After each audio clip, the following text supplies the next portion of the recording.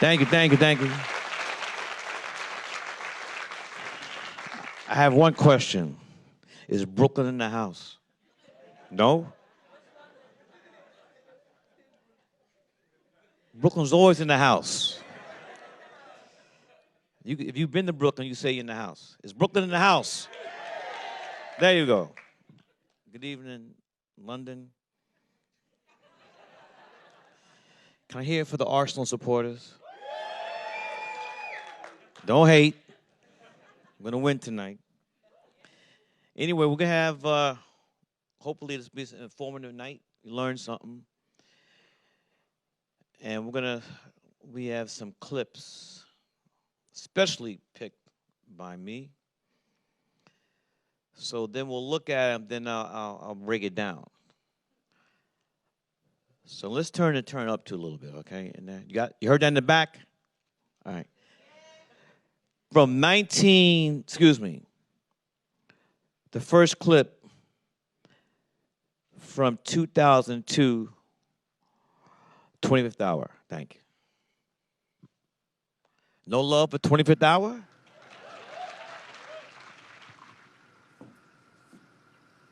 Yeah, fuck you too. Fuck me, fuck you. Fuck you and this whole city and everyone in it.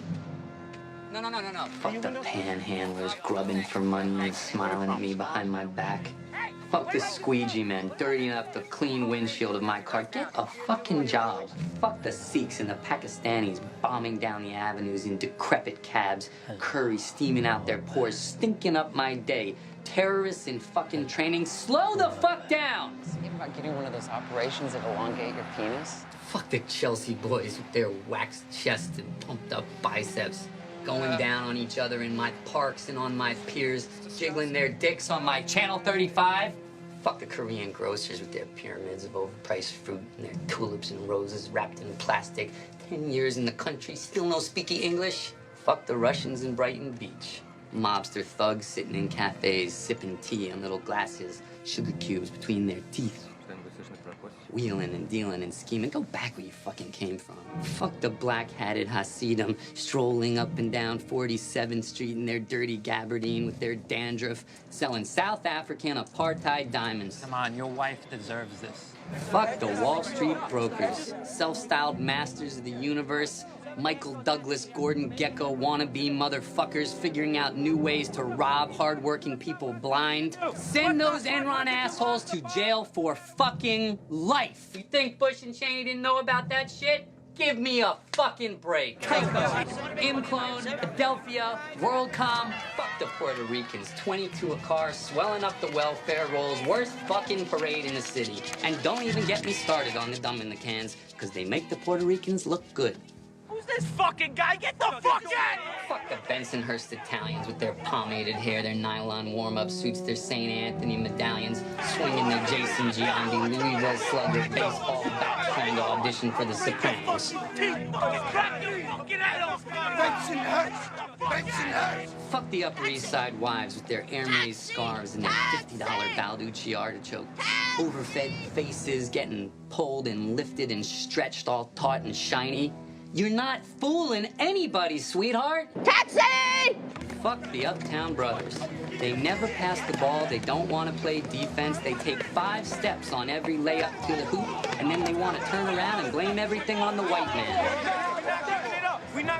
Slavery ended 137 years ago. Move the fuck on. Fuck the corrupt cops with their anus-violating plungers and their 41 shots. Standing behind a blue wall of silence. You betray our trust. Fuck the priests who put their hands down some innocent child's pants. Fuck the church that protects them, delivering us into evil. And while you're at it, fuck JC. He got off easy. A day on the cross, a weekend in hell, and all the hallelujahs of the legioned angels for eternity. Try 7 years in fucking Otisville, Jay.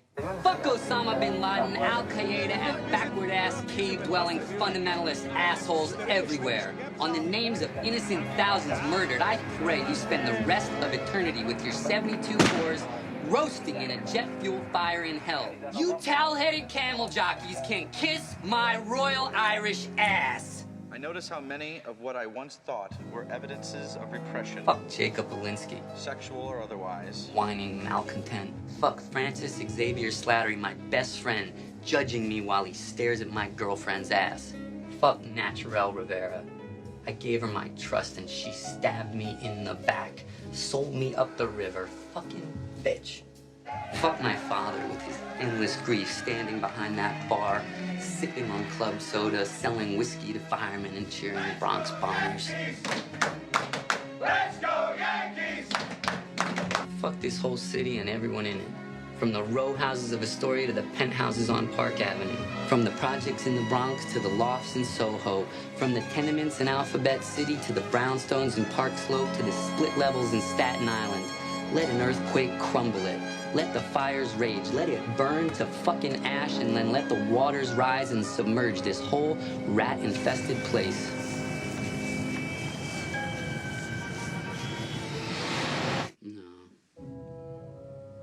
No, fuck you, Montgomery Brogan. You had it all and you threw it away, you dumb fuck!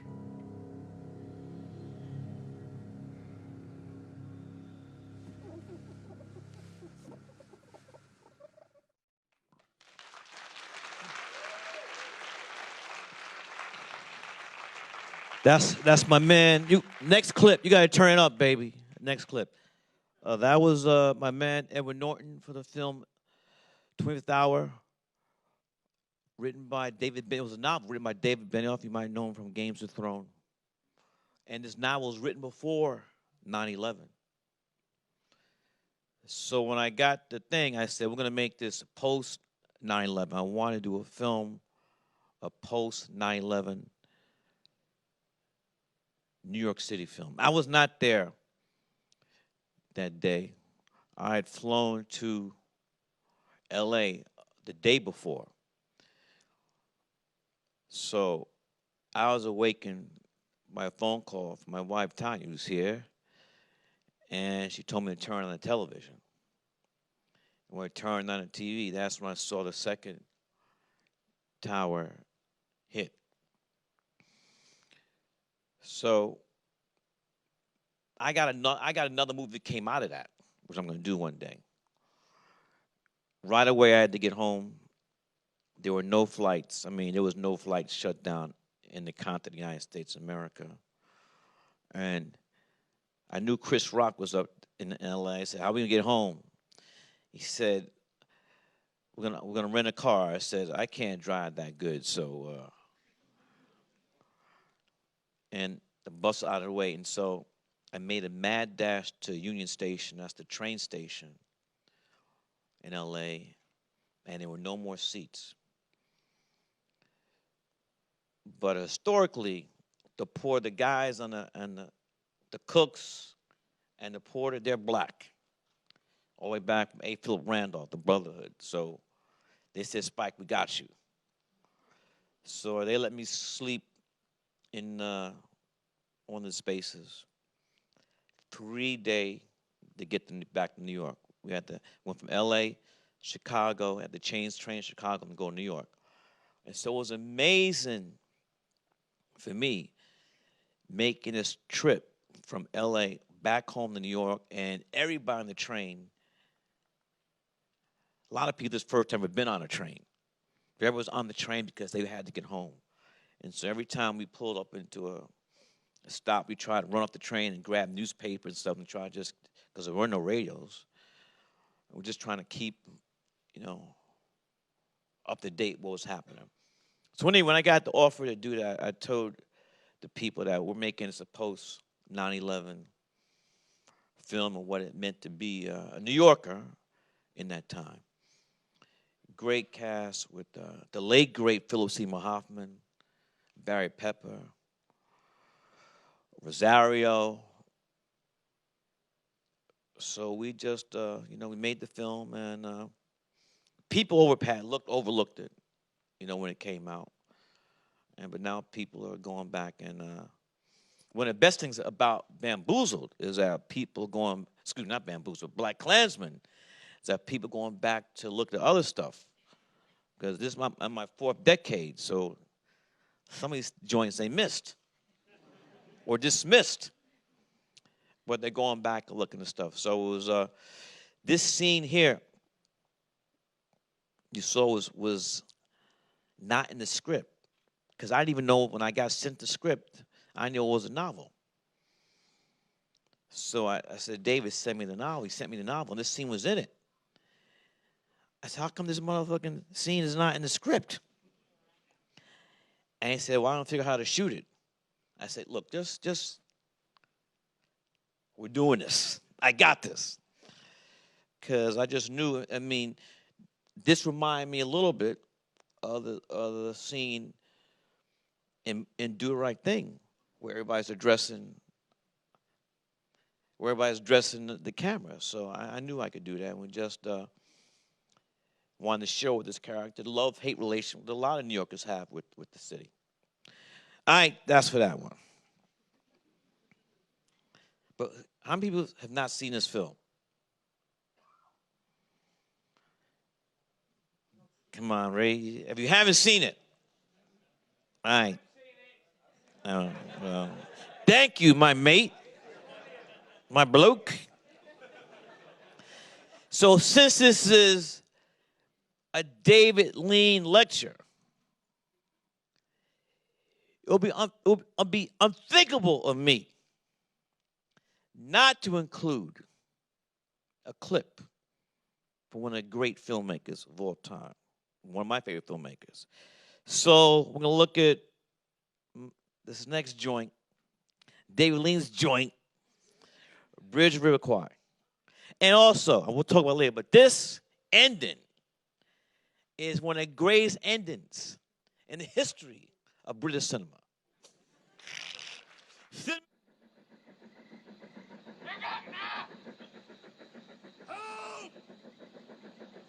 Kill him!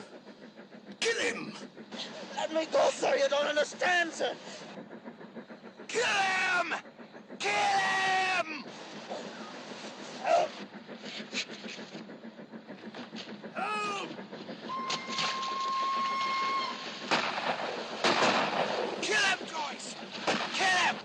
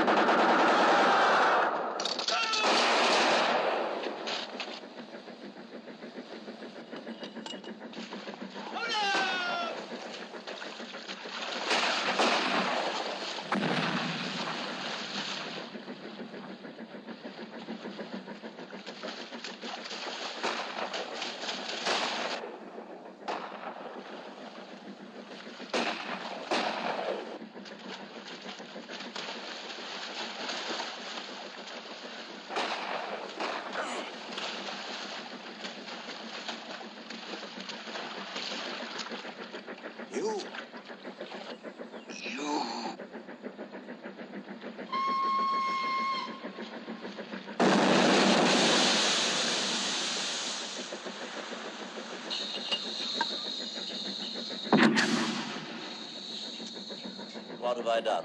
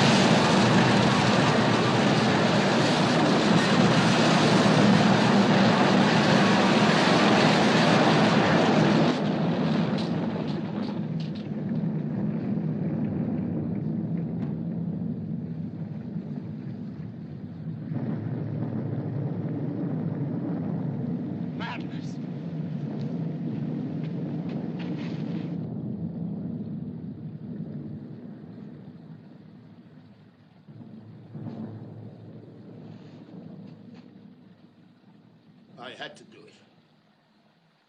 I had to do it. They might have been captured alive.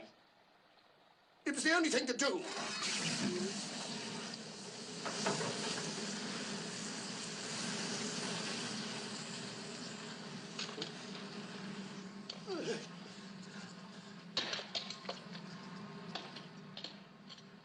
Bye, Gunter.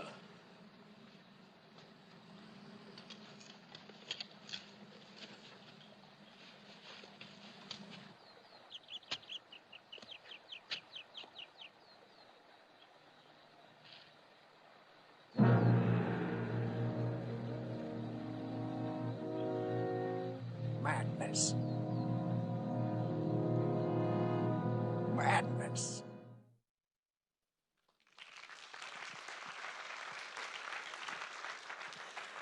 And that bridge, that was not no motherfucking industrial light and magic. That was for real. They built the bridge, blew the motherfucker up.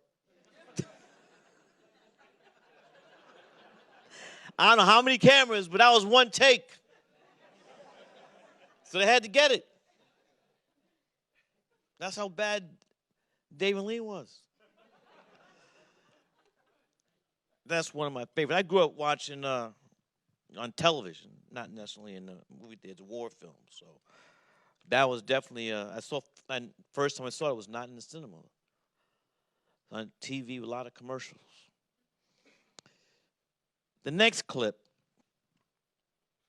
is connected to Bridge River Kwai. When Ernest Dickerson and I, my longtime DP, director, photographer, we went to film school together, NYU Graduate Film School.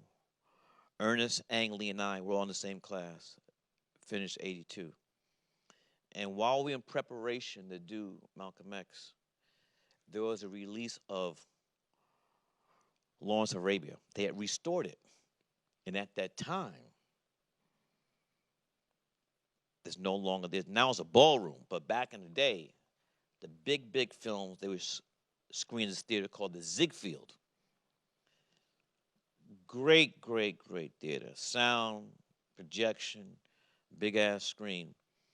And so Ernest and I looked at Bridge River Kwai, Lawrence of Arabia, and Dr. Zhivago because we wanted Malcolm X to be an epic. You're not gonna make an epic film that's 2 hours long. That ain't gonna happen. Gotta have 3 hours at least, according to me. And especially when you're trying to tell the life of Malcolm X, who, I mean, he lived 4 or 5 lives. Warner Brothers, they wanted Malcolm X being 2 hours, but we said, hell no. We needed the time to tell the story of Detroit Red, Malcolm Little, Detroit Red, all the way to Malcolm. Then he went to, we had to show the conversion. We went to Mecca. We felt we found true Islam. It takes time. But David Lean, Ernst and I studied his epics films, 3 I just mentioned. And so this next scene is from Malcolm X, starring the great Denzel Washington. Give it up for Denzel, please.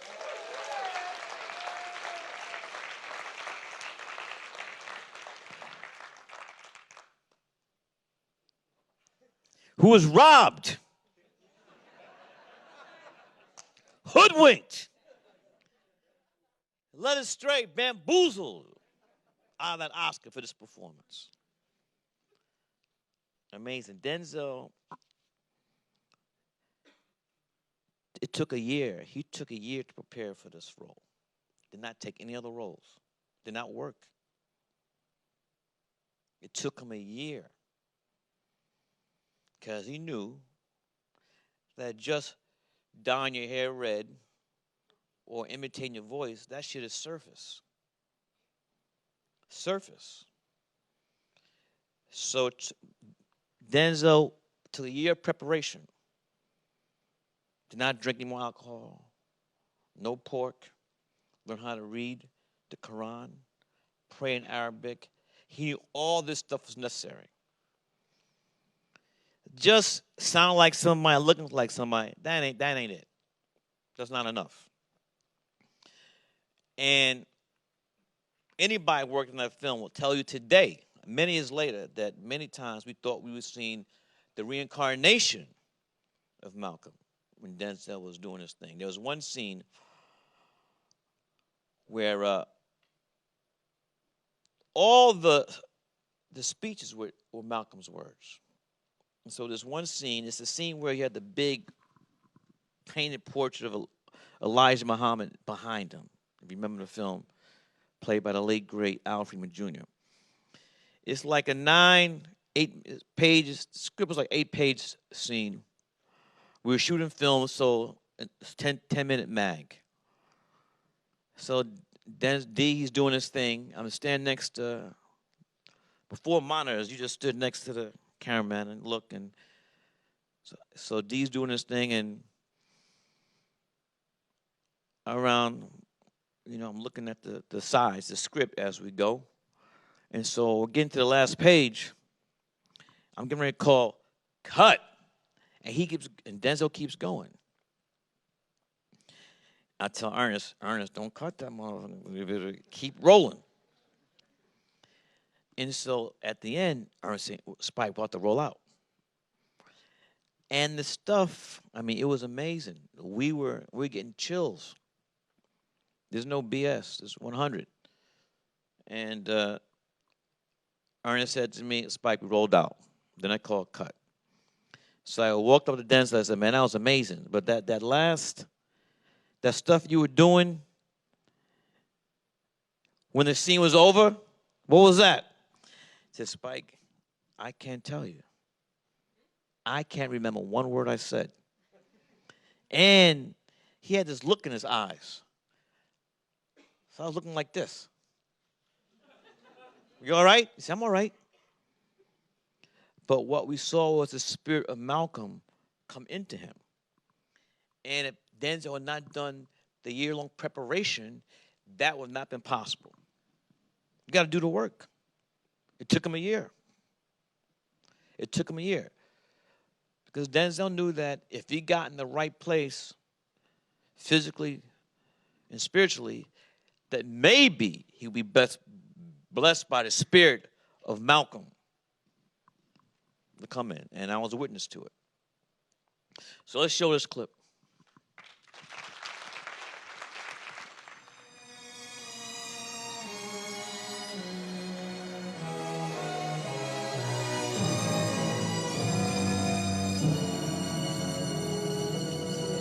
I was born by the river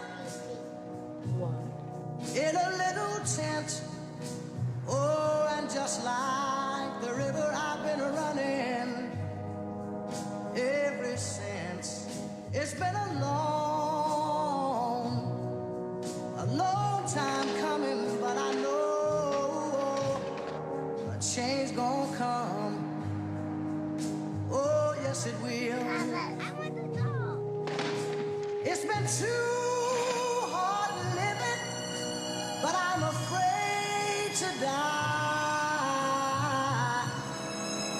'Cause I don't know what's up there beyond the sky. It's been a long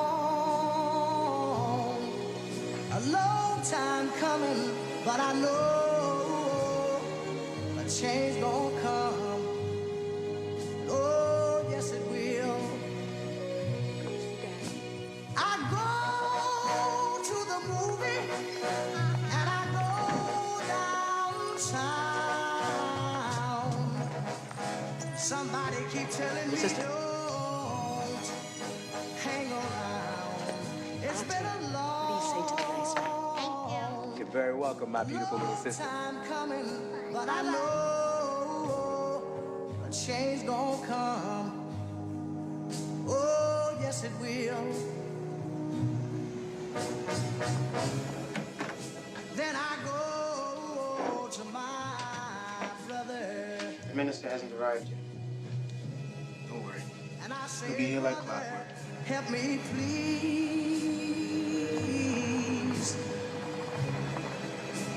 but he winds up knocking me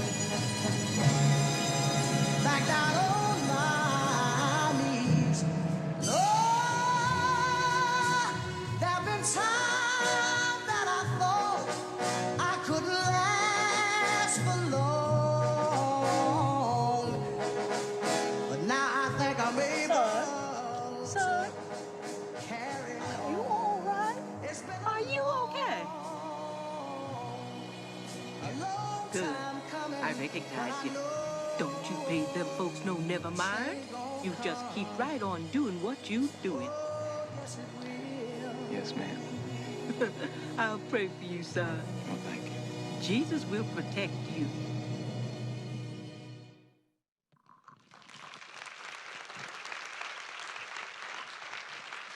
The great Sam Cooke with his song Change is going to come. This was one of the better utilizations of the double dolly shot. Ernest and I first started doing it. First of all, we didn't invent it. So I've never said that, never will. But it's become the signature shot over the years. And this is the first time it was really used to not just show off. Film school, yes, that's some film school shit. But anyway, NYU Film School. But in doing the research for the film, I worked very closely with the late, great Dr. Betty Shabazz, Malcolm's widow, and she told me herself that she felt that when her husband came to Audubon Ballroom that fateful day, that he knew he was going to be assassinated and that he chose to be a martyr. She told me that. And so that is why we use that double dolly shot there. Because when she gave me that info, I said, how am I going to convey that to the audience that Brother Malcolm was going to his own execution? And so Ernest and I talked. He said, yeah, that's where we need to do the double dolly shot. The next clip, 20th Hour was 2002. Bridge River Choir was 1957, the year I was born. Malcolm X, 92. The next clip is from Bamboozled, was 2000. And let's just watch it. Put your shoes on. Save in case my feet wear out. Well, Mr. Bones, how are you this evening? Me? Oh, boy. I'm the personification of health, Mr. Christie. Good. Who was that lady I saw you with this afternoon? That was no lady. That was my wife.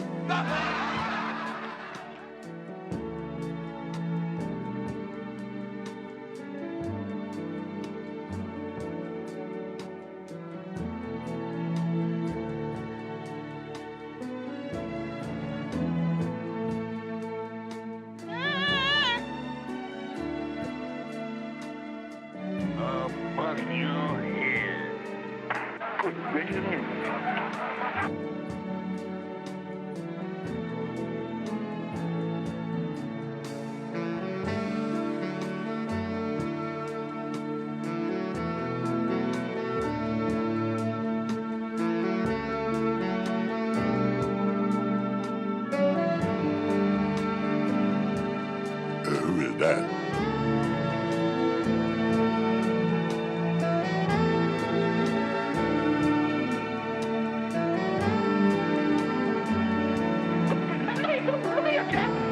What? Get up there. What's the matter with you, boy?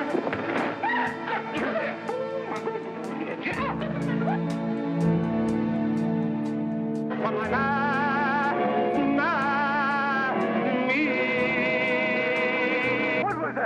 How do I know? Are you ready, Liza? I's ready, Uncle Tom. Is you ready, Simon Legree? I'm always ready.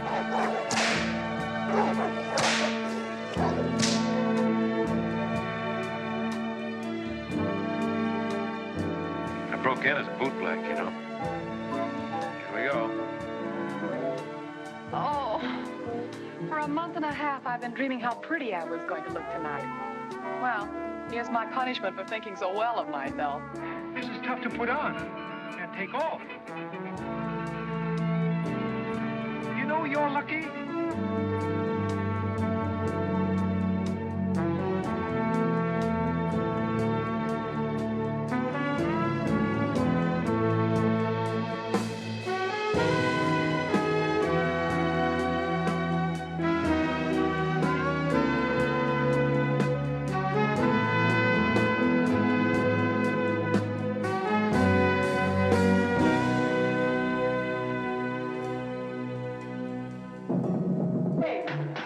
Cut them monkey shine. Chicken house? Uh-huh. What am I waiting for? I don't know. Me either. Tally ho. Yes, sir. Yes, sir, Mr. Yes, sir. Yes, ma'am. Yes, sir, Miss Bellman. Yes, Miss Maggie. Brothers, it's certainly gonna be a lesson to me. Maybe Baldwin was right. Maybe he was wrong. But, as my father often told me, always keep 'em laughing.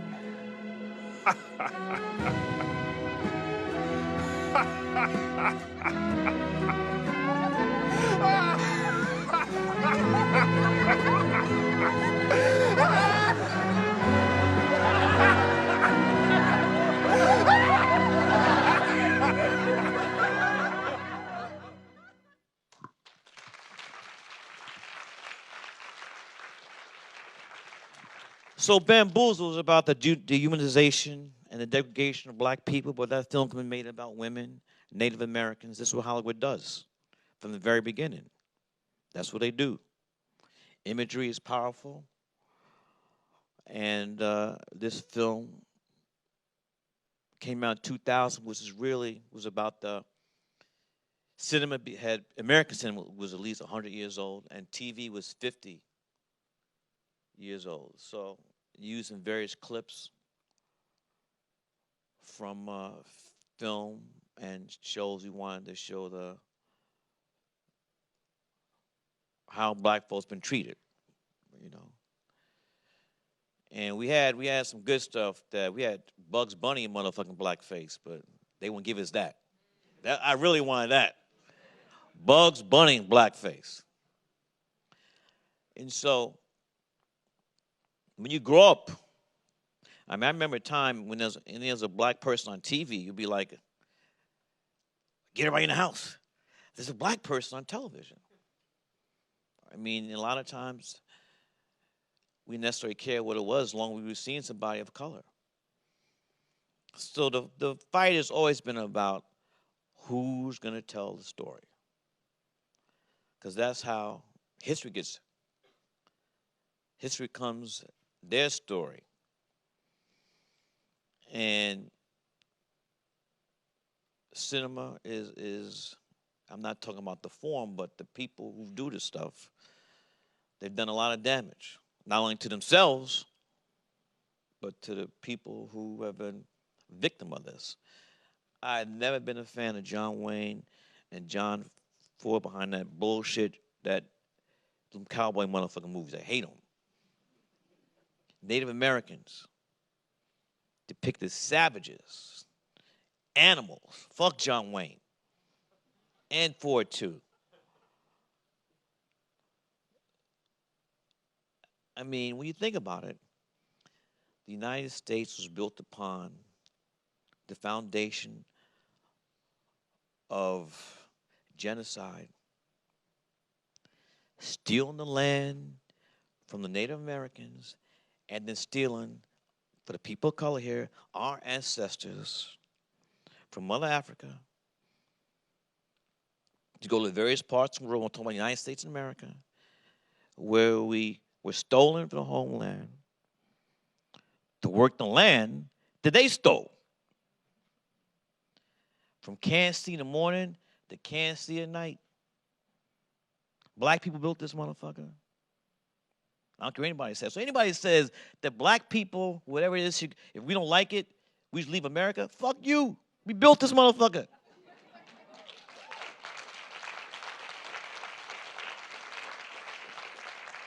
And this guy in the White House, I don't say his name. Agent Orange. The stuff with Kaepernick, here's the thing, though. This whole thing is about lies. Lies and lies and changing the story, changing the narrative, not telling the truth and telling lies. They're good at it. Because they had a whole lot of white Americans thinking that when the black players, football, American football, were taking a knee, that was an act that was against the flag and people in the armed services, people who bravely are serving in the military. That was not the case at all. That whole narrative got hijacked. You cannot say black people have not been patriotic. You say it, but it ain't the truth. We've been patriotic. We even shouldn't be. We even fighting for this country when we couldn't even vote. Or weren't even free. The first person to die in the battle between the colonies and Britain was a black man. His name was Crispus Attucks. He died in the Boston Massacre. The first person to die in the war between this country and the colonies was a black man. That shit ain't fake. It's a fact. Google. It's documented. There's paintings. So we've been dying from the get-go. And still today have not really achieved all right. Being shot down left and right by cops like it's all right. So, and media, TV and film has been used to tell those lies again. Did you just see this imagery that we just showed you? This, again, I didn't make this shit up.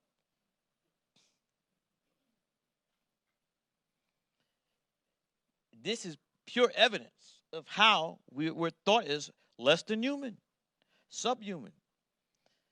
The Constitution of the United States of America says slaves are 3/5 of a human being. Not 4/4, not 3/3, not 5/5. We're less than whole. 3/5 of a human being. That's all this motherfucker is built upon. And like the Native Americans, they're like non-existent almost. Relegated to, not reservations, concentration camps. So that's why it's important for everybody that has a chance, opportunity to tell your story. Because these motherfuckers, you know what they do. You know what they do. All right, what we got here? All right. Now we're going to go.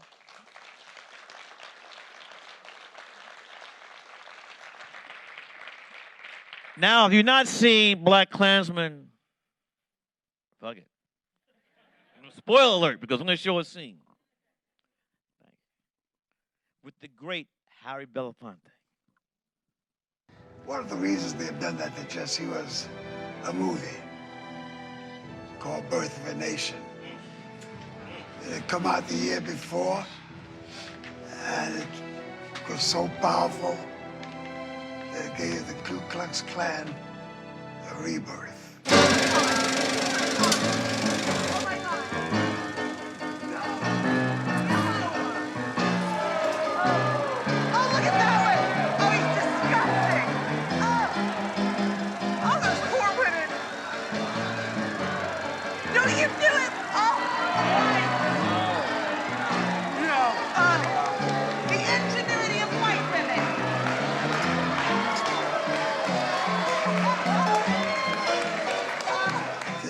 Call that kind of movie a blockbuster. Everybody saw it. That's disgusting. Even the President of the United States, Woodrow Wilson, showed it at the White House. And he said that it was history written with lightning. What in the world? Them three niggas from the North End show crazy. Oh, look at that little pickaninny. What, they're gonna scare the pickaninnies.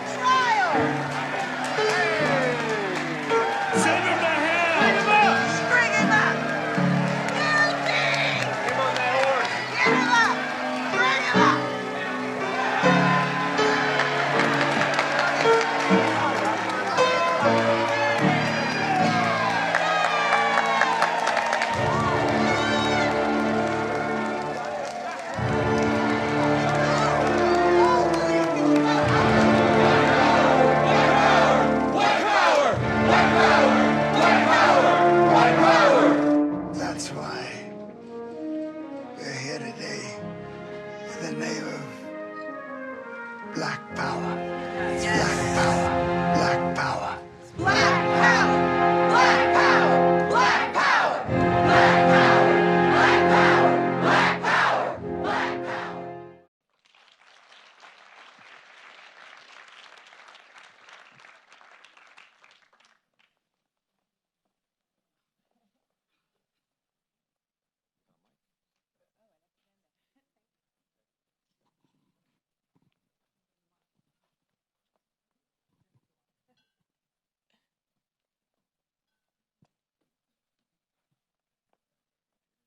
Yeah. Thank you so much, Spike. Thank you. My name is Emma Dabbery, and I have the privilege of speaking with Spike for the next 40 minutes or so. I have to say, 12-year-old me is gassed. Do you know what the word gassed means? I don't know if you have that slang in the States. Okay, so 12-year-old me, who was like in Dublin wearing like a Spike Lee. Oh, we have to move to the chair. I'm getting too excited already, and I'm starting the conversation in the corner. But I just remember being a kid and your images from your movies being so important to me, who was this quite like isolated black child in Dublin, in Ireland, who was really thirsty for images of blackness. How do you think about your audiences? Like, who do you make your films for? Do you ever imagine there are these kids in far-flung parts of the world? Not Dublin. But it depends on the film.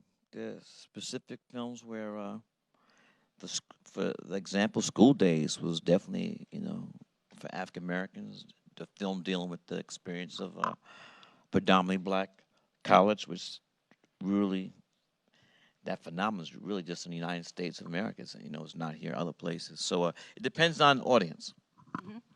So School Days, one of my favorites. So timely because all those issues are still as relevant today. You would think with the conversations that have been happening for years and making movies like that, there would be some kind of progress. Do you think when it comes to issues like colorism, there has been any movement forward, or do you think we're in the same place? Oh, but black folks of colorism? Yeah. No, we still got that. To the same degree as when you would have made I don't the know movie. about the degree, but it's not like it's disappeared. Yeah, absolutely. So, everything is, I'm in my 4th decade and just try to keep moving forward.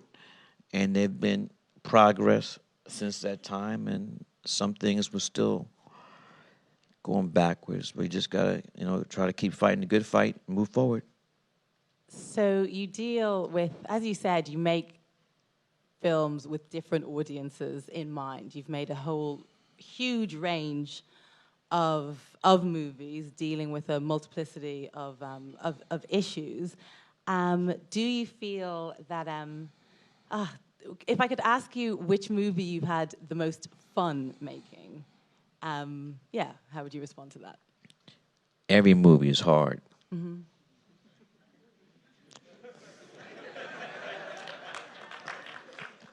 is, and for the filmmakers who are here in the audience, there's nothing easy about filmmaking. It's hard to make a terrible film. So, but when you're surrounded by people in front of the camera and everybody's united and simpatico and constant of what you're trying to do, that's where the fun, comes from. And then also, for me, a lot of times the fun is not during the actual shooting, the filming of the project. It's in post-production when you're just me in the room with the editors. And it's very less hectic than being on the set. So I'm very blessed because I'm doing what I love, and not that many people get to do that, to make a living doing what you love. Yeah, absolutely. I wasn't suggesting that the process wasn't extremely difficult. No. I was just. But there is this perception that anybody can make a movie and you just show up. I don't think and that. not you. I've tried. But because it's very hard to do. And you're in the art form where money, if you don't get the money, you can't make the film. So that's not the same thing that a painter or some other, a writer. So you got to have, and also it's a collaborative art form. It's not just somebody alone in a room doing whatever they do. So money plays a big part of it. That leads me to something else that I wanted to speak to you about, financing. And I came to your screening last night, and I was creeping in the audience listening to your interview in preparation for tonight's one.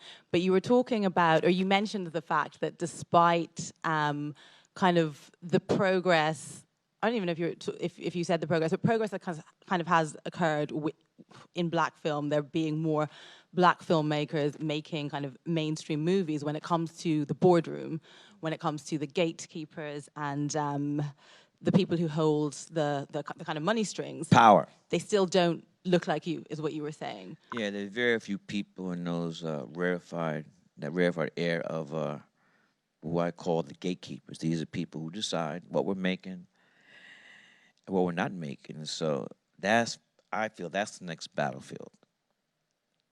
We're making films doing this, but when we're going to get in the position where we have a vote, because films are made by green light committees, a group of people who sit in a room, they look at the budget, who's in it, and they decide, who's directing it, who's going to write it, and we're not in that room. So if you're not in the room, I know you saw Hamilton, but it's a great song. You got to be in the room to make it happen. If you're not in the room, then you're out of luck. Then, when it does happen, actually, is there ever a movie that you had made, that you had financed, that you thought that's never going to get made? They're never going to go for that. No, I can't have that defeatist attitude. So I had to find the money. For example, we saw a clip here from Malcolm X. There many people have tried to get that made for 20 years before.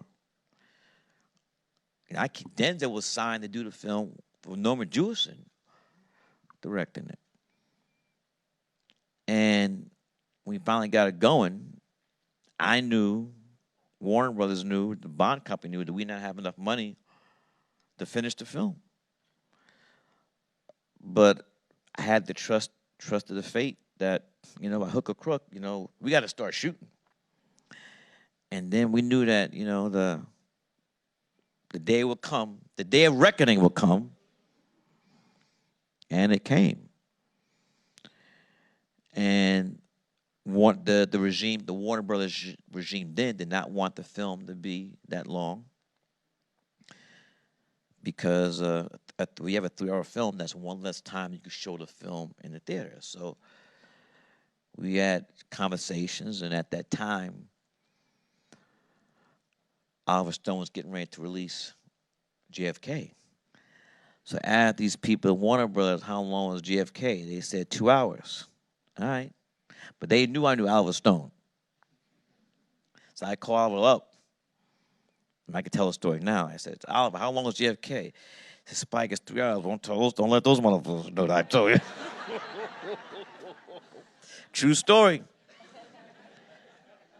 And Oliver understood what I was talking about. A figure like Dr. King, it cannot be jam-packed into 2 hours. You have to take the time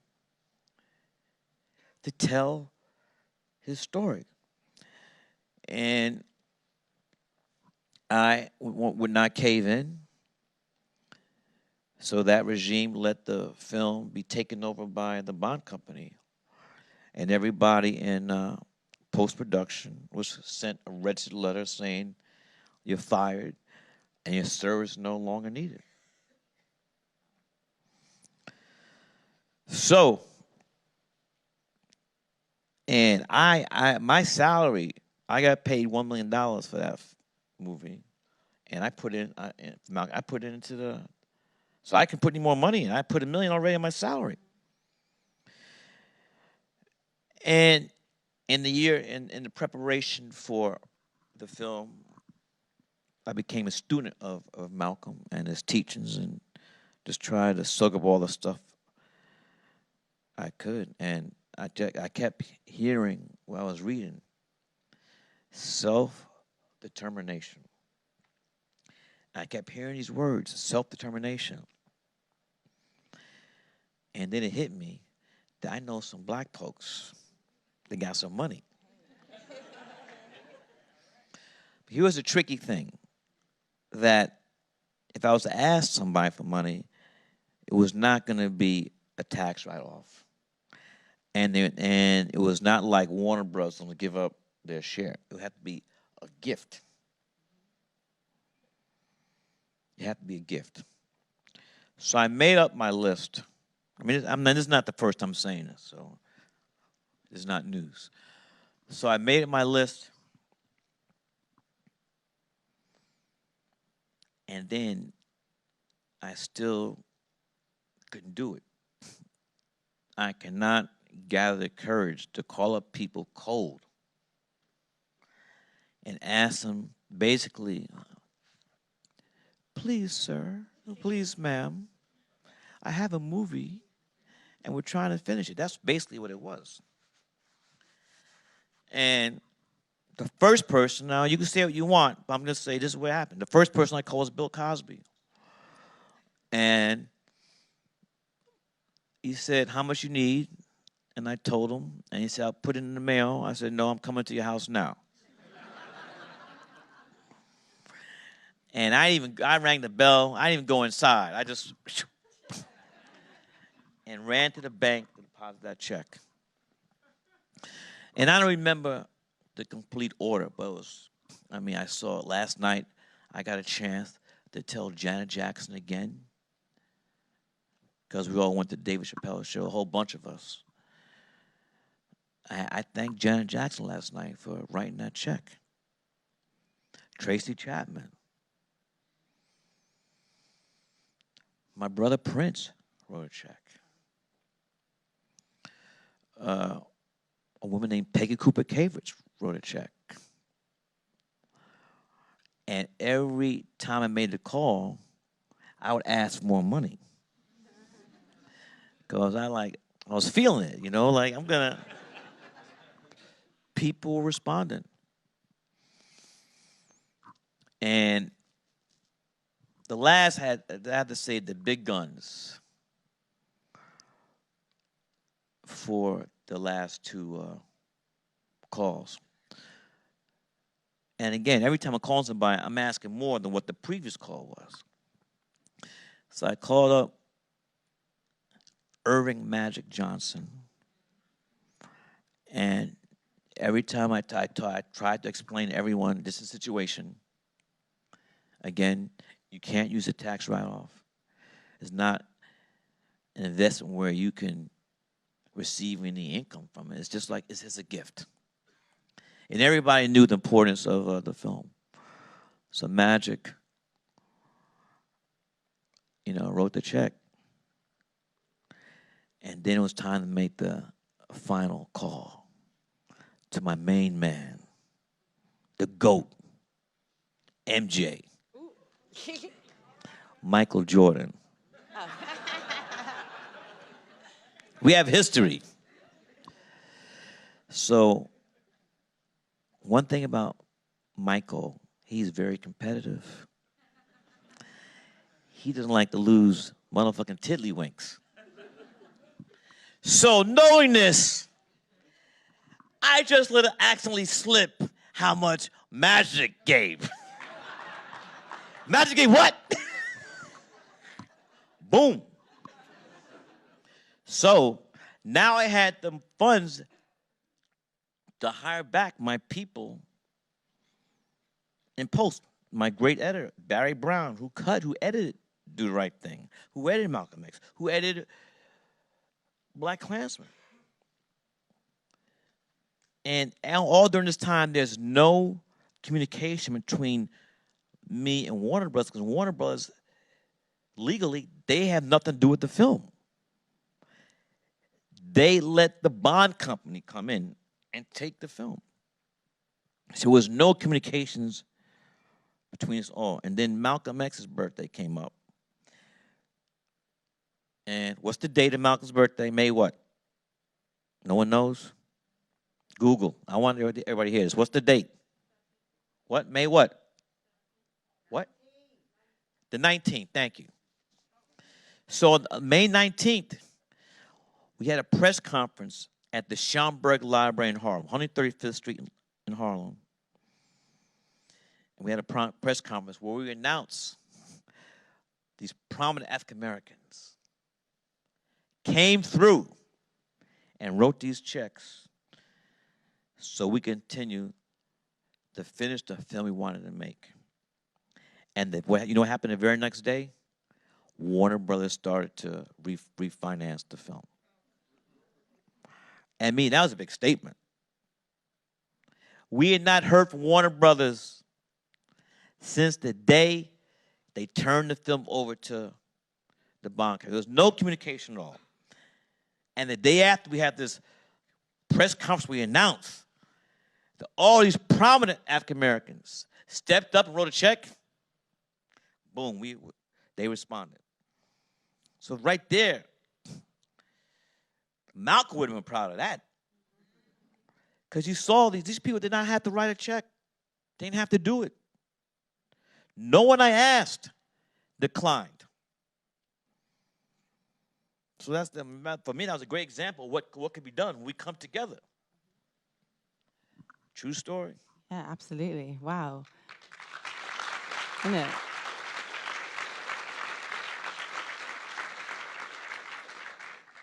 To watch the film, you would never imagine those constraints. It's just so iconic and perfect. Oh, well, no, wait a minute. Me and Denzel used to kid each other every day when we got to the set. We said, "You have your passport on you." Just because we had to get the fuck out of there. Wow. And leave on the cover. You got your passport? I got my passport.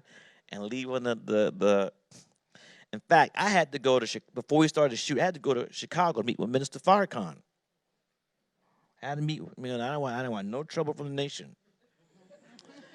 And surprisingly so, he did not really care how I portrayed Malcolm. He wanted to know how I was going to portray the Honorable Elijah Muhammad. That's what he was worried about. And he said he liked the film, too. Phew. So even making any film, as you've discussed, is difficult. Then there's these extra constraints. Then on top of that, you're dealing with a figure like Malcolm X, and we know the history of cinema in America. We know that until very recently, and it's only starting to happen now, these stories did not get told. These characters did not get eulogized in the way that they should. So what was the weight of, or did you feel like a huge weight of responsibility? Malcolm X? I can't even begin to imagine. First of all, I was not the original director. The original director was Norman Jewison. Denzel was signed to do the film, to play Malcolm X, with Norman Jewison directing. And when that didn't happen, you know, it was not universal that, especially with black people. I remember Mary Baraka said I was too middle-class bourgeoisie to tell the story. So it was not universal like, yeah, Spike's the guy.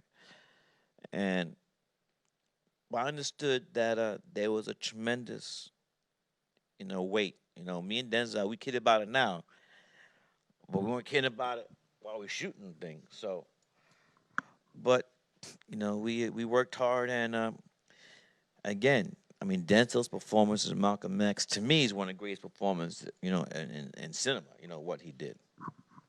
100%.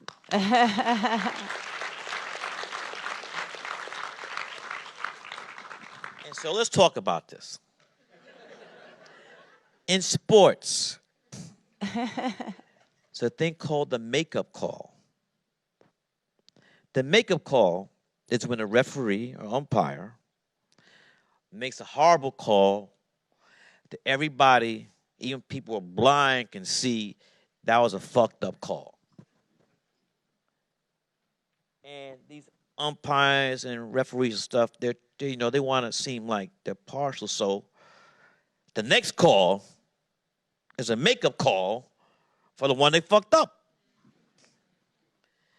And how does this apply to what I'm talking about? Al Pacino, great actor, did not win an Oscar for Godfather, Godfather 2, Serpico, Dog the Afternoon, and there's one more. 5, don't hold me to it, but I think there's 5. He got nominated 5 times. What's the one? Not for Best Actor, though.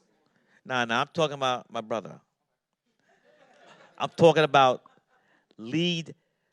best male actor in a lead performance. And what? And Justice for All. All right, 5.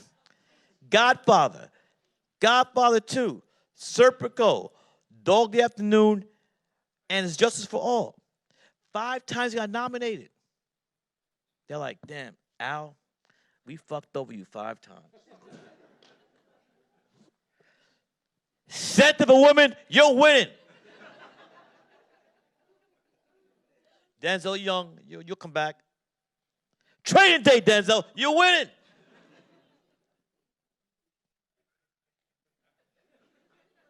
That's my theory.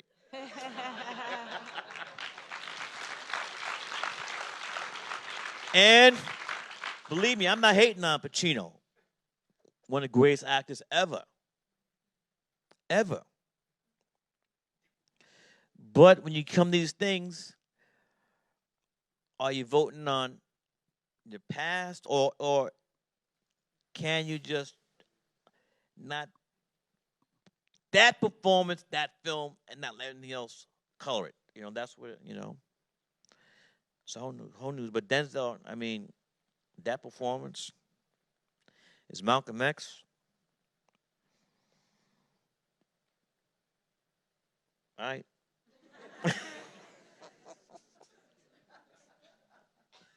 Like, often when I think of Malcolm X, which I do quite regularly, like his face and Denzel's faces are like almost interchangeable because of that performance. Like, in my mind, it's crazy. Like the power of that performance and how much he embodied Malcolm X. And John David Washington, who's the lead in BlacKkKlansman, happens to be the son of Pauletta and Denzel Washington. In fact, John David's first appearance on film was in Malcolm X. He was 6 years old. He's one of those kids at the end of the movie says, "My name is Malcolm X." Oh, I love that. You didn't know that? Yeah. I didn't know that. Yeah. I love that So part of the film. I put him in his first film when he was 6 years old. And I tell John David, I knew you before you were born. And to see him in this film, first of all, I knew he could do it. John David did not have to audition. He didn't have to read for the part. He had to put himself on tape. No, I just said, I want you to do this. Because I knew he could do it. A lot of times, people say, well, that's a cliche. That's a cliche. Well, there was a time when the cliche was just the truth. It became a cliche when people just repeated it to death. So when people started saying the fruit or the apple doesn't fall far from the tree, when they first started, that was not a cliche. That applies to John David Washington and his performance in this, everybody in this film, but particularly John, because I have a personal, relationship with him and his father, who's been four of my films. Mo Better, in order, Mo Better Blues, Malcolm X, He Got Game, Jake Shuttlesworth, and Inside Man. So it's a very, very special, relationship. Father and son. Thank you.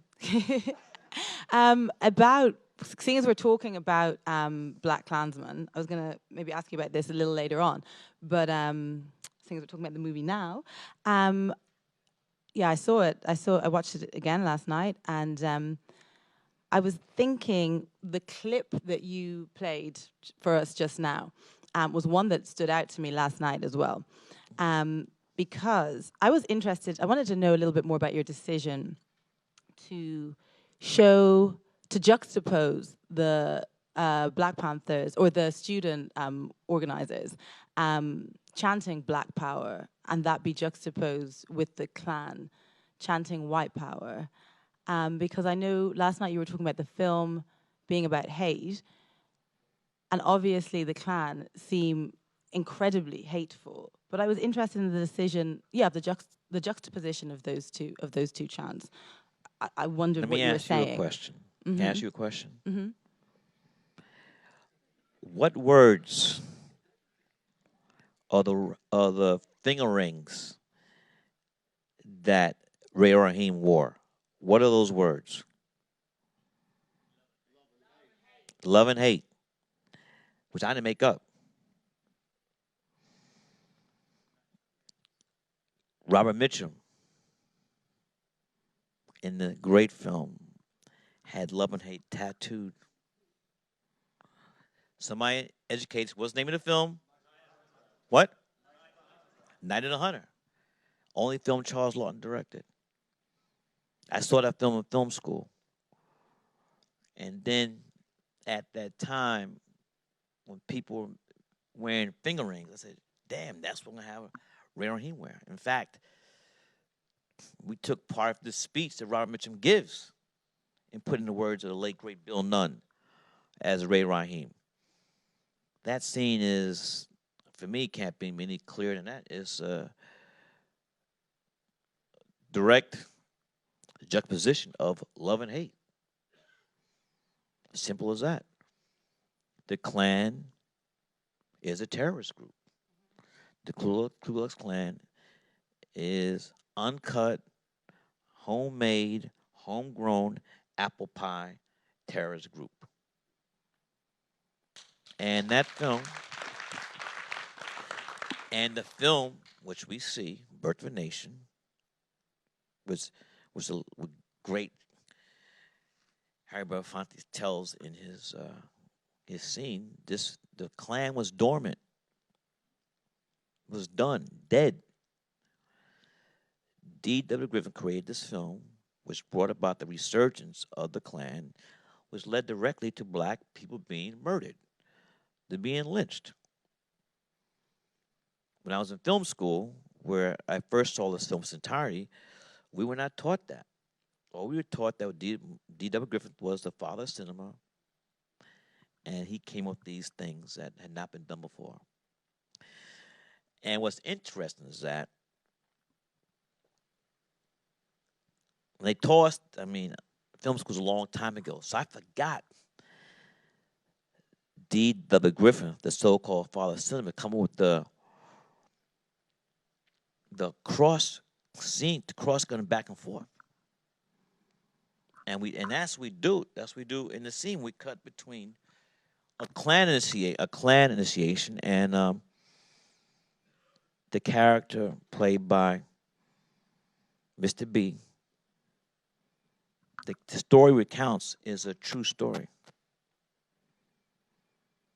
Waco, Texas, there was a lynching, and his character is given the eyewitness to his friend being murdered, castrated, lynched, and then burned. So my co-writer and I, Kevin Wilmot, we felt that this would be, we make it more powerful, cutting back and forth between these two different worlds. Thank you. I'm glad that's the answer.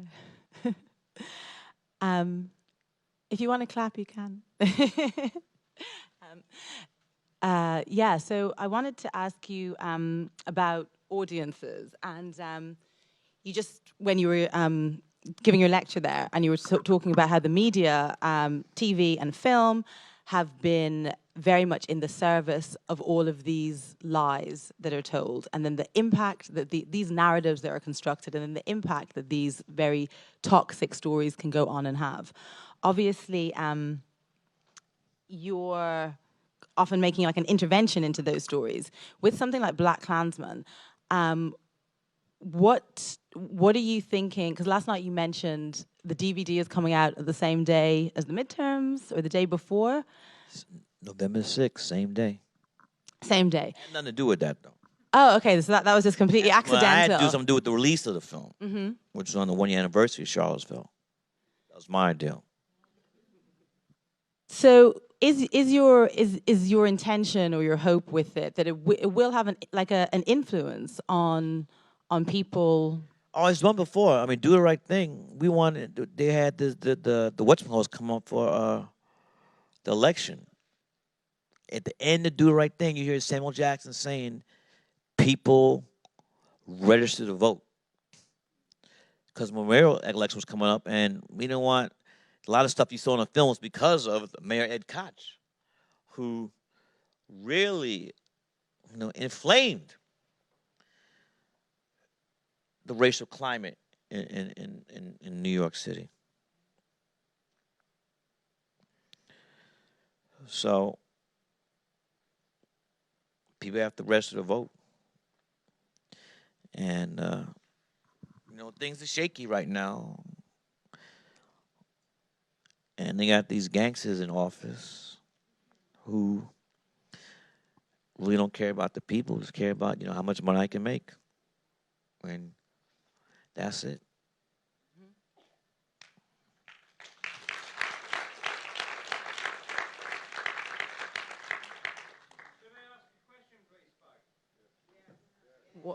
How do you feel about that? Yeah, go ahead.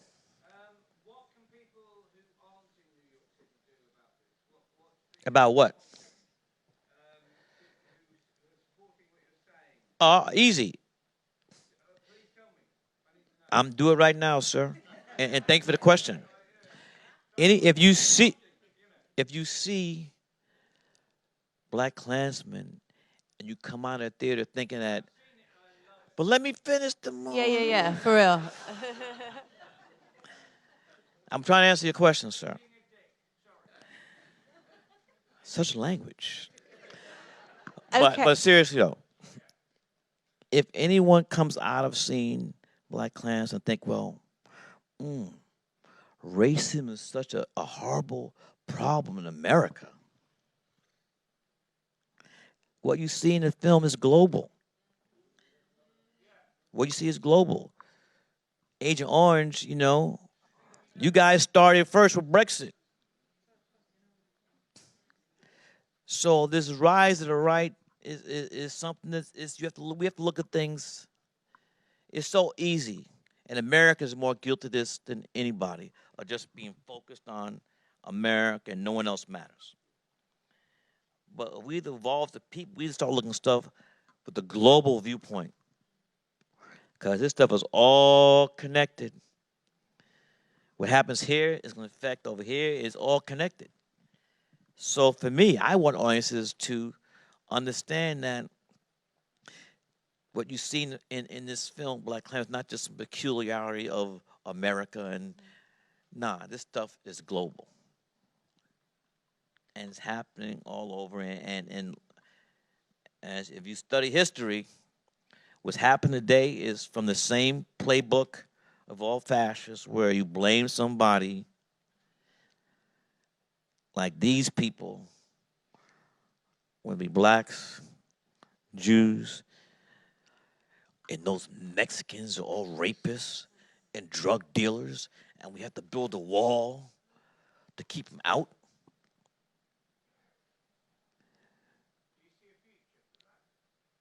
A feature? I just did it. Oh, a future. I thought you said feature.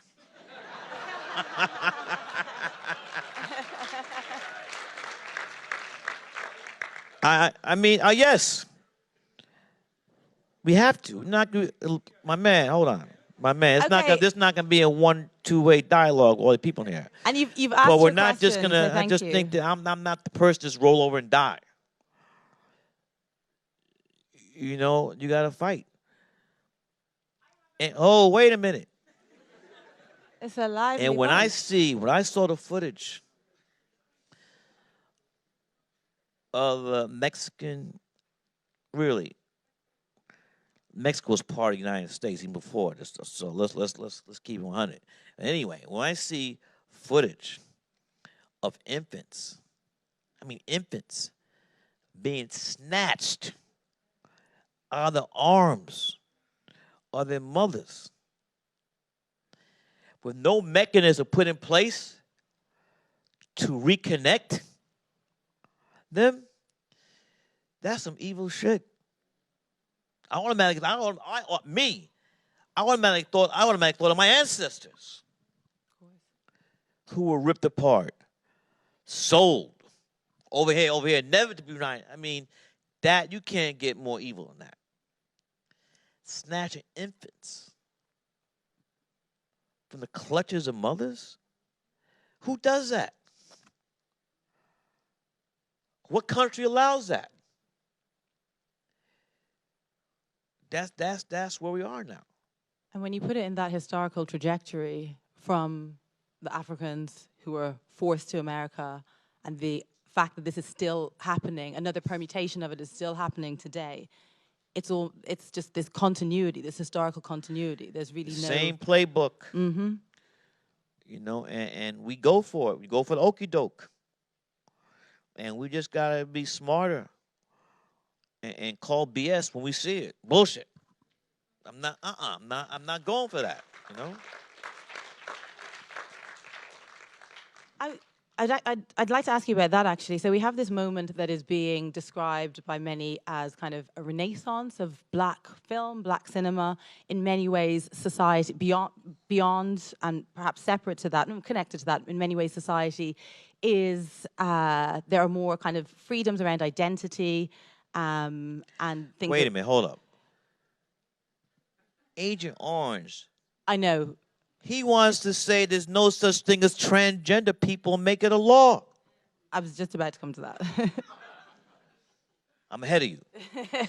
Clearly. There's no such, if it's up to him,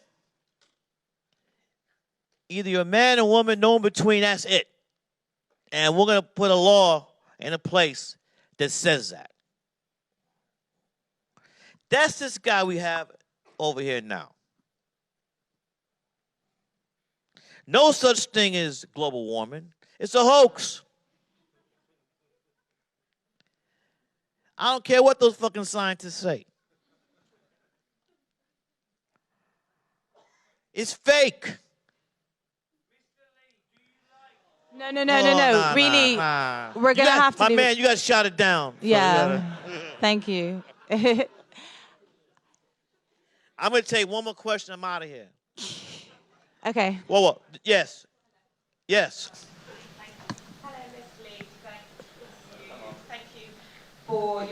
for sharing.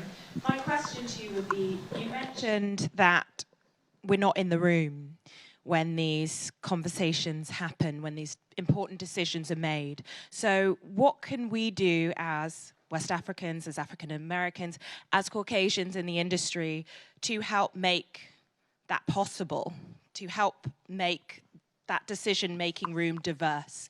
Are there 3 tips that you can give us to take away that we can implement? I don't know about 3 tips, but I'll tell you this. Thank you. Or any tips. One of the key things in this film, BlacKkKlansman, is this friction, this tension between Patrice and Ron Stallworth, where I'm talking about how can we best advance black people. And we're talking about working within the system and outside the system. But this is not new. That friction happened between Booker T. Washington and W. Du Bois, Booker T. Washington and Marcus Garvey, Dr. King. Then you had, on the other hand, you had Kwame Ture and Malcolm. And it's always been my feeling that there's no one way to do anything, that as long as we're in unison, what the goal is, we could do well inside and outside. Malcolm used to talk about how all the time, like he was helping Dr. King because they better deal with Dr. King than me. So, to answer your question, yes, we have to get into these rooms, but also, what about us doing our own stuff? We got the money now. So it's not an either-or situation. This came again, it came again at the end of Malcolm X. No, and to Do the Right Thing. We had the 2 quotes. And a lot of people still today think that I was telling the audience to make a choice between Dr. King and Malcolm, which is not what I want to do. If I did that, then why would I have the only known photograph of them together at the end of Do the Right Thing? So as I tell my students in school, there's no one way to do anything. And everybody has to find their lane and make it work the way it works best for you. Thank you very much. Thank you. Thank you. Thank you, thank you, thank you. Oh, whoa. One last thing. What's the score of the Arsenal game? What? We won? Thank you.